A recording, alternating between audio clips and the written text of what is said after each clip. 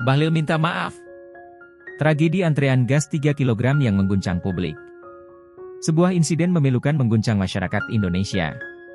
Yoni, 62, seorang warga Tangerang Selatan, menghembuskan napas terakhirnya setelah mengantre LPG 3 kg pada Senin, 3 Februari 2025. Peristiwa ini sontak menimbulkan kegaduhan nasional.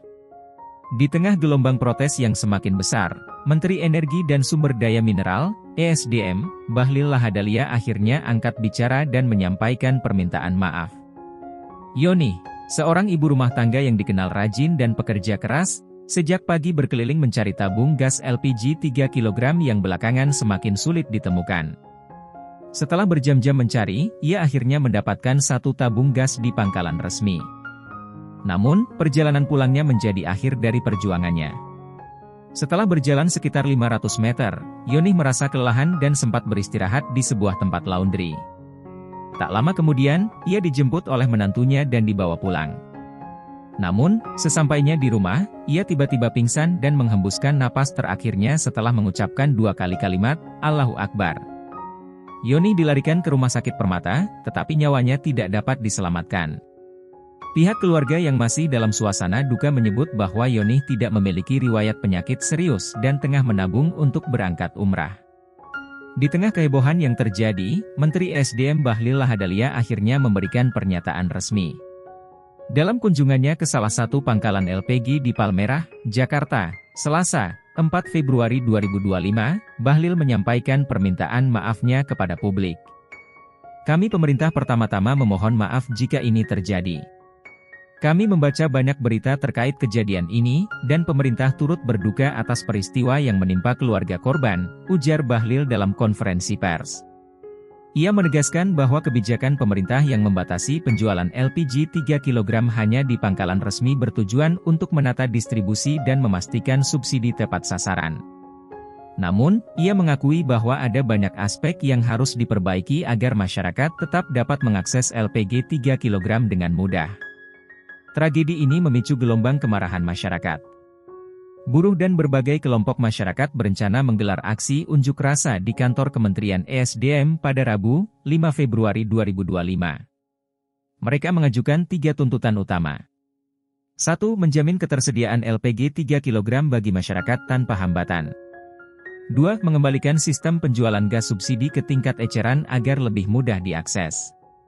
3. Mencopot Menteri SDM Bahlil Lahadalia dari jabatannya karena dianggap menyulitkan rakyat kecil.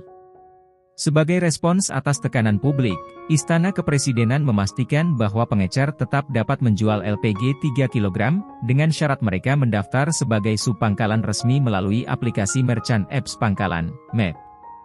Presiden Prabowo Subianto juga mengarahkan agar lebih dari 370.000 pengecer diberi status sebagai subpangkalan untuk memastikan distribusi LPG kembali lancar. Dalam kunjungannya ke Tangerang, Bahlil tak hanya meminta maaf, tetapi juga melihat langsung kondisi masyarakat. Dalam sebuah momen haru, seorang ibu menangis di hadapannya dan memohon agar aturan distribusi LPG tidak menyulitkan rakyat kecil. "Bapak, sudah Pak, jangan begini-begini lagi. Kami sudah pusing," ucap ibu tersebut dengan suara bergetar. Menanggapi hal ini, Bahlil menenangkan warga dan memastikan bahwa pengecer kini dapat kembali menjual LPG 3 kg dengan status subpangkalan. Ia juga berjanji akan mengatur kembali harga LPG di pengecer agar tidak lebih mahal dibanding harga di pangkalan resmi. "Tenang ya, Bu. Mulai hari ini pengecer sudah bisa menjual lagi. Kami akan atur agar tidak ada harga yang melambung tinggi," ujar Bahlil di hadapan warga. Kebijakan pemerintah dalam menata distribusi LPG 3 kg memang bertujuan baik, tetapi implementasinya yang terburu-buru menimbulkan kesulitan bagi masyarakat kecil. Tragedi meninggalnya Yoni menjadi tamparan keras bagi pemerintah untuk lebih berhati-hati dalam membuat kebijakan yang menyangkut hajat hidup orang banyak. Permintaan maaf Bahlil Lahadalia mungkin bisa meredakan sedikit emosi publik, tetapi solusi yang diberikan harus benar-benar berjalan efektif di lapangan. Jika tidak, gejolak dan keresahan masyarakat akan terus berlanjut. Akankah kebijakan baru ini benar-benar memudahkan masyarakat?